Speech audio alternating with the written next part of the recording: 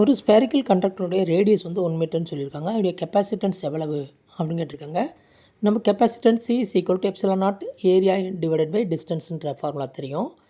Area வந்து பார்த்தீங்கன்னாக்கா ஸ்பேரிக்கல்னு சொல்லியிருக்காங்க. அப்போ 4πr². ஸ்பேரிக்கல் கண்டக்டருடைய கெப்பாசிட்டன்ஸ் கேட்கும்போது அது வந்து ஒரு ஷெல்லாக எடுத்துக்கிறணும். அப்போ உள்ளுக்குள்ளே ஒன்றுமே இல்லை. அப்போ உள்ளுக்குள்ளே ஒரு ஏரியா இருக்கும், வெளியில் ஒரு ஏரியா இருக்கும். தின் ஷெல் அப்படின்ற வகையில் வந்து திக்னஸ் வந்து மெட்டீரியல் அப்படின்னு வச்சுக்கிட்டோம்னாக்கா, அப்போ இன்னொரு πr² வந்து ஏரியா ஆயிரும். அப்போ 2 × 4πr² வந்து டோட்டல் ஏரியா இருக்கும்.